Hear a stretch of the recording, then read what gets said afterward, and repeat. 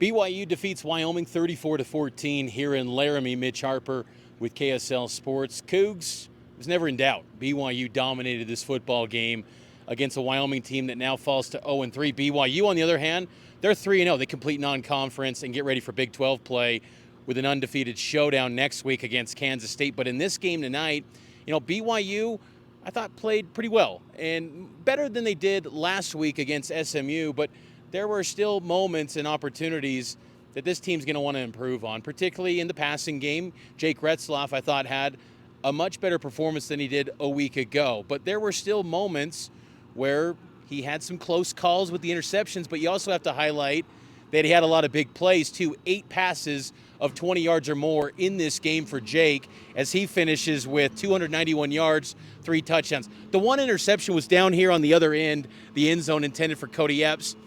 Yes, it's a jump ball situation. Probably Cody Epps isn't the right guy to have a jump ball deal, but it put Wyoming in a spot where they were on their own 1-yard line the next drive.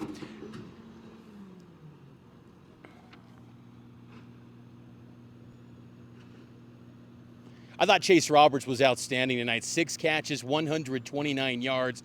Big play receiver for BYU. You can tell the chemistry between him and Chase is at a high level right now. They worked on that in the offseason, and I look at Chase and I'm seeing an NFL receiver, and he just seems like he's in such a comfort of this offense, and that bodes well for BYU because they needed a wide receiver 1 to emerge. It's always been the calling card that they've got a deep wide receiver unit, but they didn't have a clear-cut number 1. Chase Roberts is clearly that number 1 guy. The BYU defense was on point tonight. They gave up about 210 yards, and 75 of that was late for Wyoming's touchdown drive to get it to 14 points for the Pokes.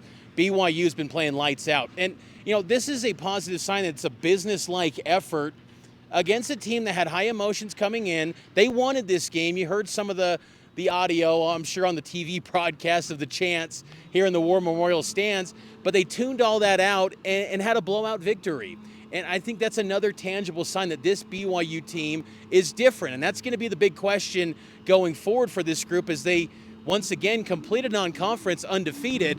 But now, will it change in Big 12 play?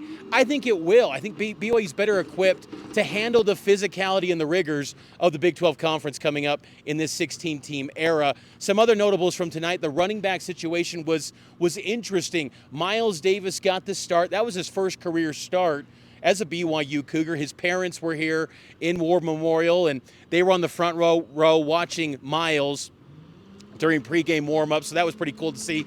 But the second guy off the bench was Sione Aimoa, a true freshman, former Navy signee, then flips to BYU after his mission. And, he was someone in fall camp that was showing quite well, but you thought 4th, 5th string guy, it's never going to materialize in the season. Week 3, he's already getting some snaps, and he had a touchdown run that was negated, unfortunately, by a holding. And that was a theme, too, I thought tonight, that BYU's got to clean up. 9 penalties for the Cougars in this win.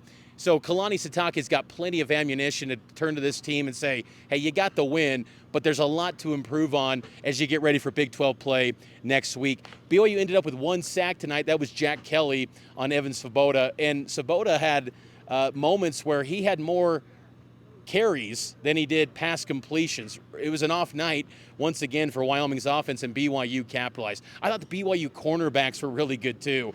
Grave mistake by Wyoming to target the side of Jacob Robinson, because Robinson is becoming a lockdown corner for the Cougars. And then, of course, Evan Johnson, he gets his first career interception. And a highlight play for BYU was the first kickoff return for a touchdown in 10 years. Keelan Marion opens up the third quarter with a 100-yard return as the Cougars build their lead. So big night for the Cougars here in Laramie, 3-0. Next up, Kansas State. We'll have it all covered on KSLSports.com.